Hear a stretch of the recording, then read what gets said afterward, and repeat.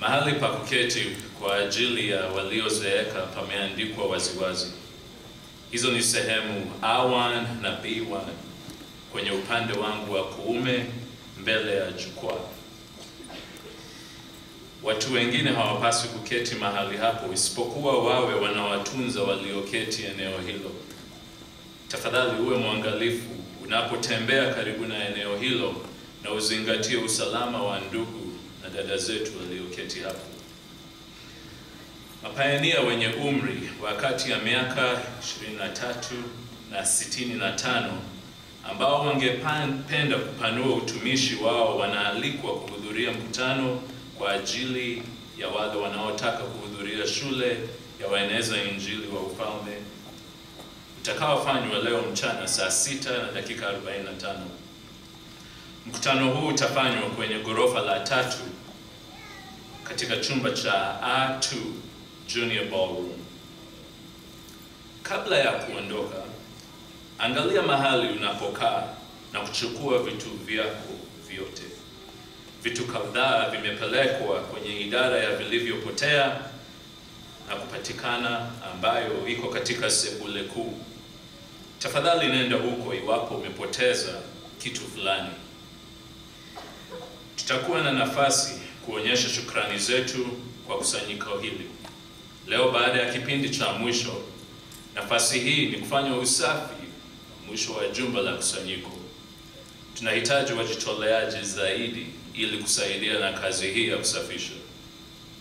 Dakika kadhaa ya wakati wako itawasaidia kina ndugu na dada kurudi nyumbani kwa utaratibu.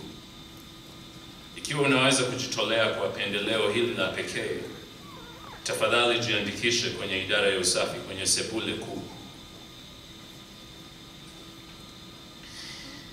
Tafadhali ketini.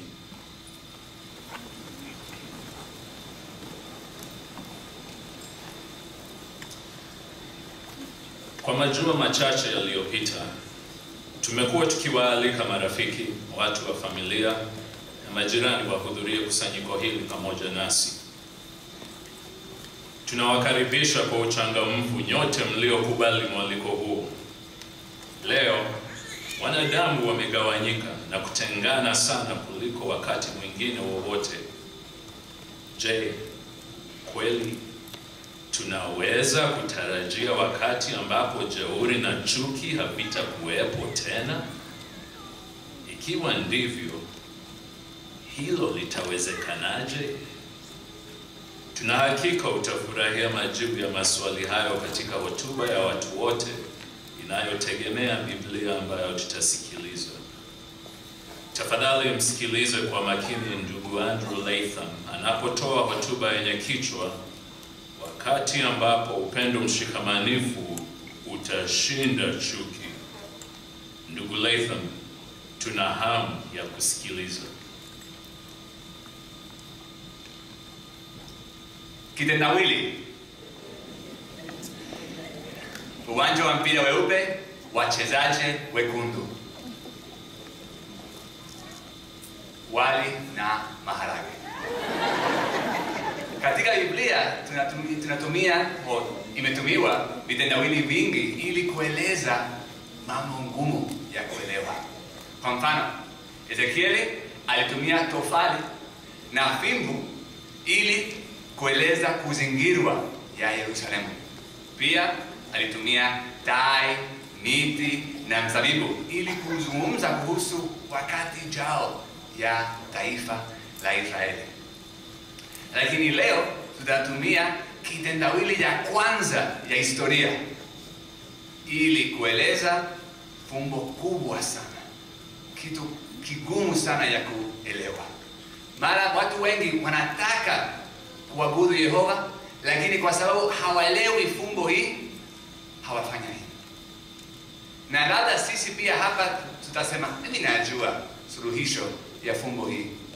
Lakini, je, unaweza kueleza suluhisho ya fumbo hii? Unaweza kutumia maandiko ili kuonyesha sababu tunaamini kila kitu tunaamini? Katika kipindi hiki tutazungumza kuhusu hili na tutaweza kuwa tayari ya kuwasaidia watu wengine kupata suluhisho pia. Lakini suluhisho kuhusu fumbo gani unauliza?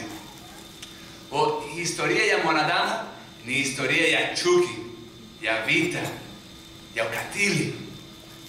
Lakini watu wa kawaida wanapenda vita, wanapenda jeuri.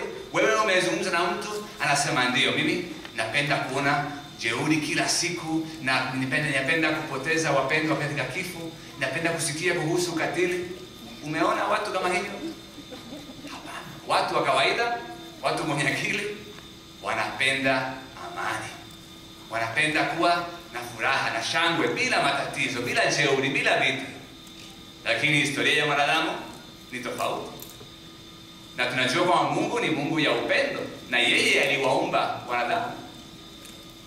Ili ikiwa Mungu ni upendo na wanadamu wanapenda upendo na amani, kwa nini tunachuki sana katika dunia? Ni fumbo kubwa. Wewe unaweza kueleza kwa nini Mungu ya upendo anaruhusu hivyo, na kwa nini tunaona hivyo leo katika dunia? Kwa katika kipindi hiki tutaeleza hivi, tutatumia Biblia ili kuonyesha kwa nini Mungu anaruhusu hivyo na ana kusudi gani kwa wakati ujao.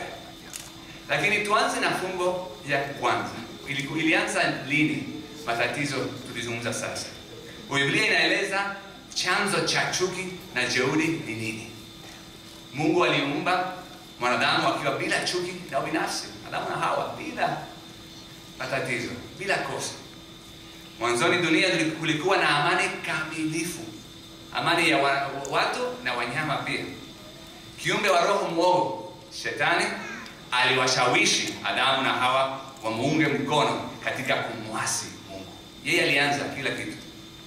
Chuki na jeuri iliyoenea sana katika siku za mwisho. Hata sasa tunaona kwamba ni mbaya hata zaidi. Biblia inafunua kwamba hivi karibuni upendo mshikamanifu utashinda kabisa chuki. Kama tutakavyoona, ushindi huu tayari umeanza. Punde baada ya Adamu na Hawa kufanya dhambi, Yehova alifanya nini?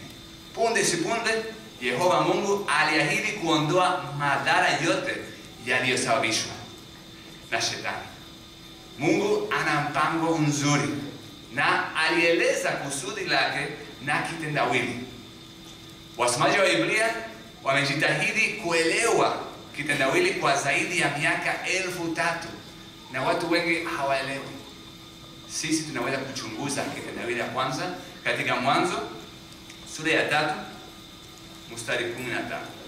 Tusome Mwanzo sura ya 3 mstari 15. Na pia ni nabii ya kwanza katika Biblia, na itakuwa ya mwisho ya kutimiza, moja ya mwisho ya kutimiza. So ni nabii ya maana sana. Tunahitaji kuweza kuelewa na kueleza andiko hii. Mwanzo sura ya 3 mstari 15.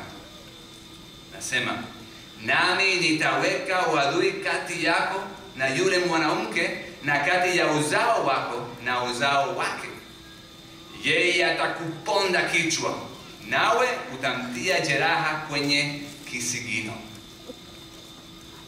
Ikiwa ni mara ya kwanza unasoma andiko hili, labda nasema nani ni nyoka na mwanamke na uzao wake? Inamaanisha nini? Kufanya utamtia jeraha kwenye kisigino? Ni ngumu ya kuelewa, lakini tutaeleza kila kitu ya andiko hii. Na labda sasa unaweza kuanza kutazama televisheni na utaanza kuona picha, na tutaeleza utambulisho ya kila mtu. Tunaanza na nyoka. Nyoka ni nani? Katika Ufunuo sura 12 mstari wa 9 inasema kwamba nyoka ya zamani ni Shetani, Ibilisi. Na tunaweza kusema nini kuhusu uzao wa nyoka? Ikiwa nyoka ni Shetani, uzao wake ni watu wa aina gani? Yohana sura ya 8 mstari 44 inasema kwamba ni wale wanaochagua kufanya mapenzi ya Shetani.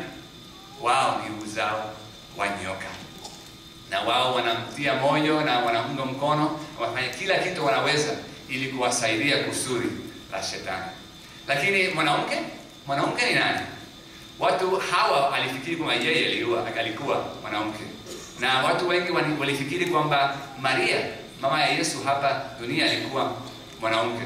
Lakini kulingana na Wagalatia sura ya 4 mstari 26-27, mwanamke ni Yerusalemu la juu, mama yetu, tengenezo la Yehova la viumbe wa mbinguni. Na utambulisho wa uzao wa mwanamke, tunaweza kusema nini kuhusu hivi? Ikiwa mwanamke ni tengenezo la Yehova la viumbe wa mbinguni, uzao wa mwanamke ni nini? Utambulisho wa uzao wa mwanamke ulibaki kuwa siri kwa maelfu ya miaka. Katika kipindi hicho, Mungu aliendelea kutimiza ahadi yake hatua kwa hatua. Kwa mfano, Mungu alimwahidi Abrahamu kwamba mataifa yote ya dunia yangejibariki kupitia uzao wake, uzao wa Abrahamu.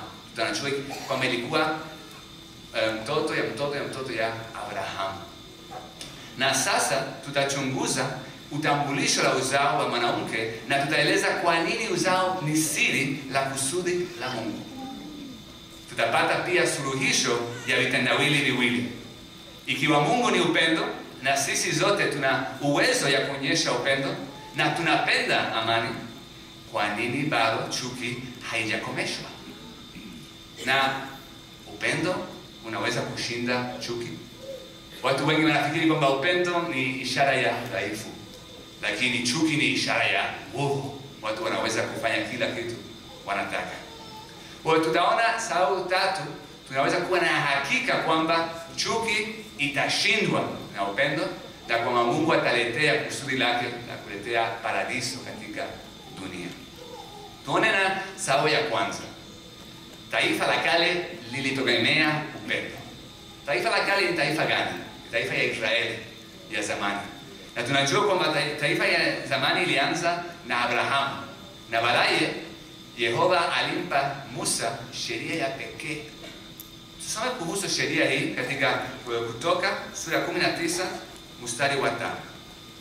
Kutoka sura 19 mstari wa 5. Kutoka kitabu cha pili ya Biblia sura 19 mstari wa 5. Na sasa ikiwa mtaitii sauti yangu kabisa na kulishika kwa kweli agano langu, ndipo hakika mtakapokuwa mali yangu ya pekee kutoka kati ya vikundi vingine vyovyote vya watu, kwa sababu dunia nzima ni yangu. Unaweza kuwazia ikiwa Mungu angesema hivyo kuhusu wewe, wewe utakuwa mali ya pekee ya Yehova. Ilikuwa pendeleo kubwa. Na baadaye Mungu aliwapa sheria kamilifu, sheria nzuri sana. Na sheria ya Musa, sheria ya Agano la Kale, ilitia ndani sheria ya upendo. Ilikuwa na kusudi ya kuwasaidia watu. Ili kuelewa hivi, ningependa kulinganisha sheria ya Musa na sheria ya wanadamu ya leo. Labda tunaweza kutumia mfano ya taifa tunaishi hapa Marekani. Unajua sheria gani ilikuwa ndani ya sheria ya Musa? Zaidi ya 600, labda 613. Na katika sheria ya Marekani leo maelfu ya sheria. Na katika sheria ya Musa, unajua mara ngapi unaweza kusoma neno upendo? Mara 20. Upendo ni msingi ya sheria